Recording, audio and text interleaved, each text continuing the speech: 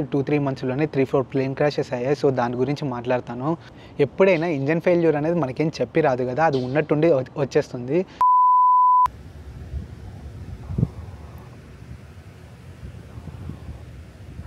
Hey guys, welcome to Vayuputra and this is Bharat. So shoulder పైన ఎప్పటికీ ఎపిలెట్స్ కనిపించింటాయి. So 1 stripe వచ్చింది, అంటే ప్రైవేట్ పైలట్ అయ్యాను. సో నేను ప్రైవేట్ పైలట్ అవ్వడానికి ఏమేం చేశాను, ఎలా ట్రైన్ అయ్యానో మొత్తం కంప్లీట్గా ఈ వీడియోలో మాట్లాడుకుందాం. వీడియోని లాస్ట్ వరకు చూడండి, అస్సలు మిస్ అవ్వకండి. ఈ వీడియోలో నా ఎక్స్ప్లెనేషన్ కన్నా ఎక్స్పీరియన్స్ ఎక్కువ ఉంటుంది. ముందుగా దీని గురించి మాట్లాడక ముందు లాస్ట్ 2-3 మంత్స్‌లోనే 3-4 ప్లేన్ క్రాషెస్ అయ్యాయి. సో దాని గురించి మాట్లాడతాను. సో చాలామంది టెక్స్ట్ చేస్తారు, బ్రో ఏవియేషన్లోకి రావాలా వద్దా, ఈ విధంగా ప్లేన్ క్రాషెస్ అయ్యాయి కదా, ఇంట్లో వాళ్ళు కూడా భయపడుతున్నారని చాలామంది టెక్స్ట్ చేశారు. సో ఏవియేషన్లో ఒక ప్లేన్ క్రాష్ అయితే ఎంత కేర్ తీసుకుంటారు, ఎలా ఎంక్వైరీ జరుగుతుంది, మొత్తం క్లియర్గా ఇప్పుడు చెప్తాను. దాని తర్వాత నేను ప్రైవేట్ పైలట్ అయిన దాని గురించి చెప్తాను. సో నేను దీని గురించి చెప్పడానికి కారణం కూడా అదే అనమాట. ఎందుకంటే ఈ క్రాషెస్ గురించి అండ్ పైలట్ ట్రైనింగ్కి ఈ రెండింటికి కూడా కాస్త లింక్ ఉంది. సో మొత్తం వీడియోని కంప్లీట్గా చూడండి, మీకు అర్థమవుతుంది. ముందుగా ఏదైనా ప్లేన్ క్రాష్ అయింది అంటే ఫస్ట్ అక్కడికి వచ్చేసి ఎమర్జెన్సీ అండ్ రెస్క్యూ టీమ్ వస్తుందన్నమాట. వాళ్ళు వచ్చేసి అక్కడ ఎవరికైనా గాయాలు తగిలినా, ప్రాణాపాయ స్థితి ఉన్నా కానీ వాళ్ళని నియర్ బై హాస్పిటల్ తీసుకెళ్తారు. తర్వాత అక్కడికి నియర్ బై పోలీసు వాళ్ళందరూ వచ్చేసి ఆ ప్లేన్ని సెక్యూర్ చేస్తారనమాట. ఎందుకంటే అక్కడ ఎవిడెన్స్ ఏది ట్యాంపర్ అవ్వకుండా చూసుకుంటారు వాళ్ళు. ఆ తర్వాత అక్కడికి ఇన్వెస్టిగేషన్ టీం వచ్చేసి అక్కడ ప్లేన్లో బ్లాక్ బాక్స్ అనే ఒక ఇన్స్ట్రుమెంట్ ఉంటుంది, దాన్ని రికవర్ చేస్తారు. ఫ్లైట్ సర్వీస్ కోసం వచ్చింది, బ్లాక్ బాక్స్ నుంచి సౌండ్ రిట్రీవ్ చేశారు. ఈ బ్లాక్ బాక్స్ అనేది ప్లేన్ క్రాష్ అవ్వకముందు పైలట్స్ ఏమేమి మాట్లాడారో మొత్తం అంతా రికార్డ్ అయి ఉంటుంది.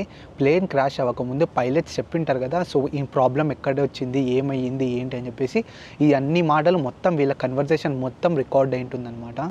ఈ డేటా మొత్తం కలెక్ట్ చేసిన తర్వాత అనాలిసిస్ చేసి అసలు ఈ ప్రాబ్లము ప్లేన్ ఫిజికల్ బాడీ నుంచి వచ్చిందా లేదంటే టెక్నికల్ ప్రాబ్లమా ఏంటి అని చెప్పేసి చెక్ చేస్తారు. దాన్ని బట్టి ఈ ప్రాబ్లం నెక్స్ట్ మిగతా వాళ్ళకి రాకుండా వాళ్ళే సొల్యూషన్ తీసుకొస్తారనమాట. దీన్ని మా దాంట్లో ఎయిర్ వర్తినెస్ డైరెక్టివ్ అంటారు. అంటే ఎంతో క్లియర్గా చెప్తాను చూడండి. చెల్లేస్తుంది చాలా, అసలు 9 degrees ఉంది, చల్లగాలి వస్తుంది, అది కూడా వణుకొచ్చేస్తుంది.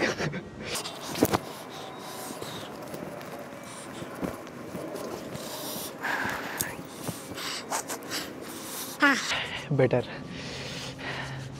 ఈ ఎయిర్ వర్తినెస్ డైరెక్టివ్ అనే దానికి ఒక రియల్ ఇన్సిడెంట్ చెప్తాను చూడండి. 2013లో బోయింగ్ 787 ప్లేన్కి వచ్చేసరికి బ్యాటరీ ఫైర్ అంటుకుందంట. ఎంక్వైరీ చేస్తే దాని సెకండ్ బ్యాటరీ వచ్చేసరికి ఫైర్ అంటుకుందని చెప్పేసి తెలిసింది. సో వెంటనే ప్రపంచంలో ఉన్న ప్రతి ఒక్క బోయింగ్ 787 ప్లేన్ని గ్రౌండ్ చేసేసి ఈ ప్లేన్ సెకండ్ బ్యాటరీని వచ్చేసరికి చేంజ్ చేశారనమాట. సో ఇలా ఇది ఒక ఎమర్జెన్సీ సిచ్యువేషన్. ఎందుకంటే ఇలా ఒక ప్లేన్కి జరిగింది అంటే ఇంకో ప్లేన్కి కూడా జరిగే ఛాన్స్ ఉంది కాబట్టి ప్రతి ఒక్క ప్లేన్ని గ్రౌండ్ చేసేసారు. దీన్నే ఎమర్జెన్సీ ఏరియా అంటారు. అంటే ఒక ప్లేన్కి ఈ సిచ్యువేషన్ వచ్చింది కాబట్టి డెఫినెట్లీ ఇంకో ప్లేన్కి ఈ సిచ్యువేషన్ వచ్చే ఛాన్స్ ఉంటుంది. కాబట్టి ఇలా ఏది రిపీట్ అవ్వకుండా ఫస్ట్ ఆ సిచ్యువేషన్ సాల్వ్ అయిన తర్వాతనే ఈ విధంగా చేసేలా చేశారు. దీనిలో కూడా టైప్స్ ఉంటాయి అన్నమాట. ఒకవేళ ఇది ఇంత ఇంపార్టెంట్ కాదు, ఒకవేళ ఇది తర్వాతైనా మార్చచ్చు అంటే జస్ట్ ఈ ఒకవేళ సర్వీస్కి పంపించినప్పుడు ఈ ప్రాబ్లం ఉంటే ఈ ప్రాబ్లమ్ ఒక్కటి సాల్వ్ చేయండి అని చెప్పేసి కూడా చెప్తారు. సో ఈ విధంగా మొన్న జరిగిన యాక్సిడెంట్స్కి కూడా ఆ ప్రాబ్లం ఏంటి అని కనిపెట్టి ఆ ప్రాబ్లం ఇంకొక ప్లేన్కి రాకుండా చూసుకుంటారు. ఇంకా నా ట్రైనింగ్ విషయానికి వస్తే చాలామంది ఏమనుకుంటున్నారంటే పైలట్ ట్రైనింగ్ అంటే జస్ట్ ఊకే take off, landing and communication ఎలా చేయాలి అండ్ ఆ ఎయిర్పోర్ట్ గురించి దీనిల వరకు మాత్రమే తెలుసుకుంటామని చెప్పేసి అనుకుంటున్నారు. సో అలా ఏముండదు. ఎంత పైలట్ ట్రైనింగ్లో ఏ విధంగా ట్రైనింగ్ ఉంటుందో క్లియర్గా చెప్తాను చూడండి. చాలా దారుణంగా ఉంటుంది మా ట్రైనింగ్ కూడా, అంత ఈజీ ఏముండదు. ఈ ప్రైవేట్ పైలట్ ట్రైనింగ్ వచ్చేసరికి ఇండియాలో ఒకలా ఉంటుంది, అమెరికాలో ఒకలా ఉంటుంది. సో నేను ట్రైన్ అయ్యింది అమెరికాలో కాబట్టి నేను ఎలా ట్రైన్ అయ్యాను అనేది దాని గురించి చెప్తాను. ఫస్ట్ ట్రైనింగ్ స్టార్ట్ చేసేది వచ్చేసరికి ప్లేన్తో స్టార్ట్ చేస్తారు. ప్లేన్ ఎలా వర్క్ అవుతుంది, ప్లేన్ ఎలా ఫ్లై అవుతుంది మొత్తం అది నేర్పిస్తారు. అండ్ ప్లేన్ ఇన్స్ట్రుమెంట్స్ ఎలా ఉంటాయి, ప్లేన్ ఇన్స్ట్రుమెంట్స్ ఎలా వర్క్ అవుతాయి, ప్లేన్ బాడీకి వచ్చేసరికి ఏ ఇన్స్ట్రుమెంట్ ఏమేమి పిలుస్తారు, అది ఎలా వర్క్ అవుతుంది, ఇవన్నీ క్లియర్గా చెప్తారనమాట. ఇవన్నీ నేర్చుకున్న తర్వాత ఫస్ట్ ఆ ఎయిర్పోర్ట్ని మాకు అర్థమయ్యేలా చేస్తారు. అసలు ఆ ఎయిర్పోర్ట్ ఎలా ఉంటుంది, దాని ట్యాక్సీవే ఎలా ఉంటుంది, దాని రన్వే సైజ్ ఎంత, అసలు దాని చుట్టుపక్కల ఏమేమి ఉంటాయి ఏంటి అవి క్లియర్గా చెప్తారు. ఇవన్నీ అర్థం చేసుకున్న తర్వాత ప్లేన్ ట్రైనింగ్ స్టార్ట్ చేస్తాము. ప్లేన్ ట్రైనింగ్కి వచ్చేసరికి plane first take off, landing ఇవి మాత్రమే నేర్పిస్తారు.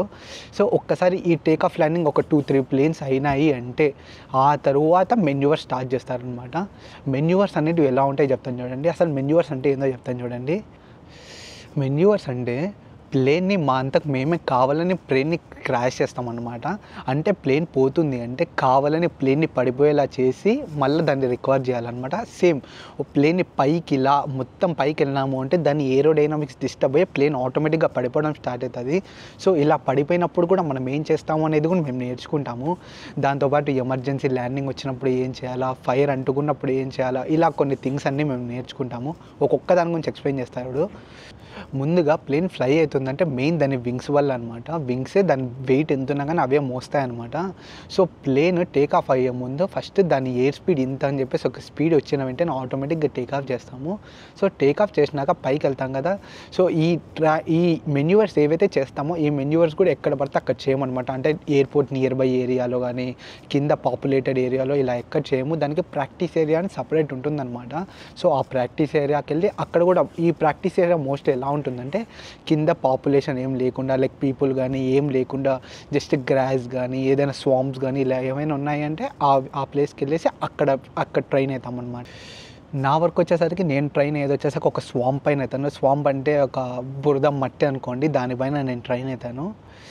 ప్లేన్ ఎప్పుడైతే ఒక స్పీడ్లో వెళ్తుందో ఆ స్పీడ్కి ఆ బాడీ వెయిట్కి దీన్ని బట్టి ఆ ప్లేన్ అనేది గాల్లో వెళ్తుందనమాట. ఎప్పుడైతే ఈ పవర్ తక్కువైనా వెయిట్ ఎక్కువైనా ప్లేన్ ఆటోమేటిక్గా కిందికి రావడం స్టార్ట్ అవుతుంది. ప్లేన్ ఎప్పుడైనా స్ట్రైట్గా వెళ్తున్నప్పుడు దాని వెయిట్కి దాని పవర్ రెండు బ్యాలెన్స్ అవ్వాలి. అప్పుడైతే అది స్ట్రైట్గా నీట్గా వెళ్తుంది. ఎప్పుడైతే మనం ప్లేన్ పవర్ తగ్గించి అండ్ దాన్ని క్లైంబ్ అవ్వడానికి ట్రై చేసామో దానికి క్లైంబ్ అవ్వడానికి కావాల్సిన పవర్ మనం ఇవ్వలేదు కాబట్టి ఆటోమేటిక్గా ప్లేన్ పడిపోవడం స్టార్ట్ అవుతుంది. దీన్నే మనము స్టాల్స్ అంటాము. ఈ స్టాల్ అనేది మోస్ట్లీ ఎప్పుడైనా ఇంజన్ ఫెయిల్ అయినప్పుడు అలాంటి సిచ్యువేషన్లో జరుగుతుంది అనమాట. ఎప్పుడైనా ఇంజన్ ఫెయిల్యూర్ అనేది మనకేం చెప్పి రాదు కదా, అది ఉన్నట్టుండి వచ్చేస్తుంది. సో ఇలాంటి సిచ్యువేషన్లో మేము ఎలా హ్యాండిల్ చేసాం అనేది చాలా ఇంపార్టెంట్ అనమాట. ప్లేన్ ఎప్పుడైనా స్టాల్ అయినప్పుడు నువ్వు ఎంత తొందరగా హ్యాండిల్ చేసినావు అనేది ఇంపార్టెంట్. సో ఇలాంటి సిచ్యువేషన్ని నువ్వు నీట్గా హ్యాండిల్ చేయాలా. ఎందుకంటే ప్లేన్ ఇంజన్ ఫెయిల్ అయిందని చెప్పేసి ప్యానిక్ అయిపోయి ఆ విధంగా అస్సలు ఉండకూడదు. పైలట్ ఎప్పుడు చాలా కూల్గా ఉండాలా, కామ్గా ఉండాలా, ఎలాంటి సిచ్యువేషన్ వచ్చినా కానీ హ్యాండిల్ చేయగలగాలన్నమాట. సో దానికోసమే మమ్మల్ని ఇప్పటి నుంచే ట్రైన్ చేస్తారు. సో ఎప్పుడైనా కానీ మీరు ప్లేన్లో వెళ్ళినా కానీ మీరు ఏం భయపడకండి. సో పైలట్ మొత్తం ఇవన్నీ ట్రైన్ అయ్యి ఆ లెవెల్ వరకు వచ్చింటాడనమాట. అలానే ఇందాక చెప్పినట్టు ఎమర్జెన్సీ ల్యాండింగ్స్ కానీ ఫైర్ వస్తే ఏం చేస్తాము. సో వీటితో పాటు మాకు స్టీప్ టర్న్స్ అని గ్రౌండ్ రిఫరెన్స్ అని అవి కూడా నేర్చుకుంటాము. స్టీప్ టర్న్స్ అనేటివి ఏంటంటే ప్లేన్ మనం స్ట్రైట్గా వెళ్తున్నప్పుడు ఒక్కసారి 45 డిగ్రీస్ తిప్పి ఒక 360 తిప్పుతామన్నమాట. ఇలా తిప్పినప్పుడు మా పైన లిటరల్లీ 1.4 G-ఫోర్స్ దాకా వర్క్ అవుతుంది. 1.4 G-ఫోర్స్ అంటే ఇప్పుడు నా వెయిట్ 80 kgs అయితే నేను లిటరల్లీ 110-120 kgs అయితే ఎంత హెవీ అవుతానో అంత ప్రెజెంట్ నా మీద ఫీల్ అవుతాను అనమాట. అండ్ ఈ జర్నీలో నేను పాజిటివ్ జీస్ అండ్ నెగిటివ్ జీస్ని కూడా ఫేస్ చేశాను. లిటరల్లీ నేను తేలిన కాలం కూడా ఉంది. ఈ గ్రౌండ్ రిఫరెన్స్ అంటే ఏంటంటే ఒక హౌస్ని కానీ ఒక ప్లేస్ని కానీ ఏదైనా టార్గెట్గా పెట్టుకొని దాని చుట్టూ 360 డిగ్రీస్ మేము ఫ్లై చేయాలన్నమాట. అది కూడా దూరం పోకూడదు, దగ్గర పోకూడదు, ఒకే హైట్లో ఉండాలి. ఇలానే మొత్తం అంతా తిరగాలన్నమాట. సో ఇట్లాంటివన్నీ కొన్ని థింగ్స్ అన్నీ నేర్చుకుంటాము.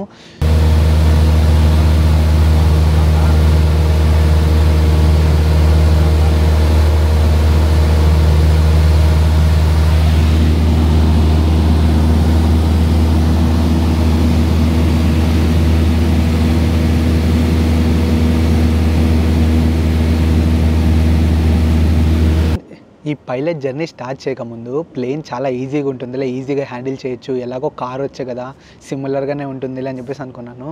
కానీ అస్సలు కాదు, చాలా కష్టంగా ఉంటుంది. ట్రైనింగ్ అనేది మొత్తం దీనిలో చాలా నోటీస్ చేయాలి. ఒక రెస్పాన్సిబిలిటీ పైలట్ అంటే. కార్ డ్రైవింగ్కి అండ్ ప్లేన్ ట్రైనింగ్కి ఒక చిన్న ఎగ్జాంపుల్తో డిఫైన్ చేస్తాను చూడండి. కార్ మీరు డ్రైవ్ చేస్తున్నప్పుడు ఎప్పుడైనా మీరు కార్ డ్రైవింగ్ చేయడం వద్దు అంటే మీరు అక్కడనే సైడ్కి ఆపుకొని స్టాప్ చేసుకోవచ్చు. కానీ ప్లేన్కి అలా ఉండదు. ఒక్కసారి మీరు టేక్ ఆఫ్ అయినారు అంటే ల్యాండ్ చేయాల్సిందే. దీనికి ఒక సేయింగ్ కూడా ఉందన్నమాట, take offs are optional but landings are mandatory. So take off అవ్వడం అనేది నువ్వు చేయొచ్చు చేయకపోవచ్చు, కానీ ల్యాండ్ అవ్వడం అనేది చేసి తీరాల్సిందే.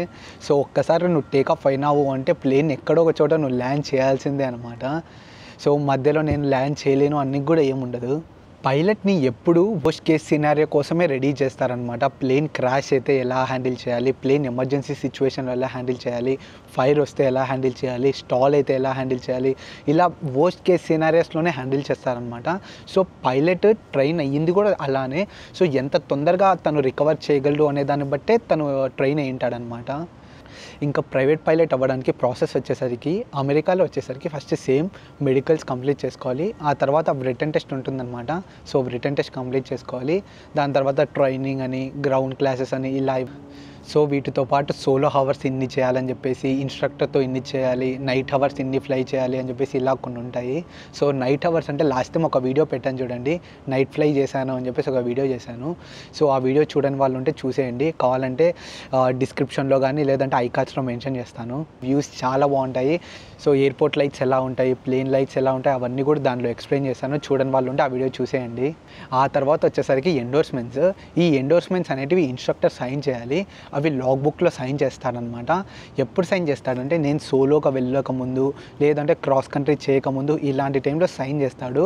అంటే నేను ఫ్లై చేసేటప్పుడు నేను ఫ్లై చేయగలను, ఏం ప్రాబ్లం ఉండదు, ఎలాంటి సిచ్యువేషన్ వచ్చినా నేను హ్యాండిల్ చేయగలను అని ఆయనకు నమ్మకం వచ్చినప్పుడు అప్పుడు ఆయన సైన్ చేస్తాడనమాట. సో ఆ ఎండోర్స్మెంట్స్ ఇలా ఇవన్నీ కంప్లీట్ చేసుకున్న తర్వాత అప్పుడు చెక్ రైడ్కి వెళ్ళాలి. ఈ చెక్ రైడ్ అనేది ఒక డిపి దగ్గరికి అలా వెళ్ళాలన్నమాట. డిపి అనేది ఇక్కడ యూఎస్ఏలో ఇక్కడ ఒక గవర్నమెంట్ ఆఫీసర్ అనమాట.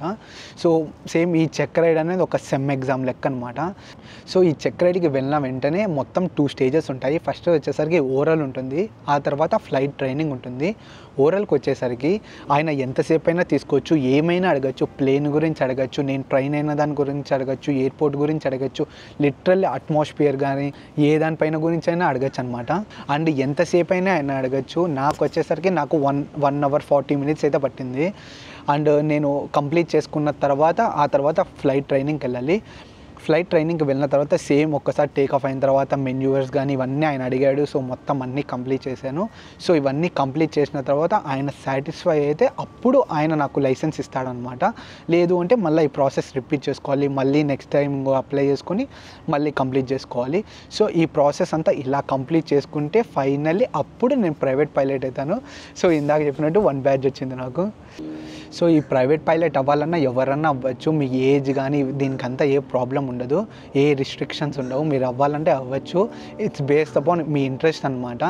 ఈ ప్రైవేట్ పైలట్ అయిన తర్వాత మీరు మళ్ళీ మనీకి వర్క్ చేయడానికి కుదరదు. చూడండి, మీరు ప్రైవేట్ పైలట్ అయిన తర్వాత మీ ఫ్రెండ్స్ని కానీ ఫ్యామిలీని కానీ వీళ్ళ వరకు మీరు ఫ్లై చేయాలి అంటే దాని వరకు మాత్రమే ఈ లైసెన్స్ అనమాట.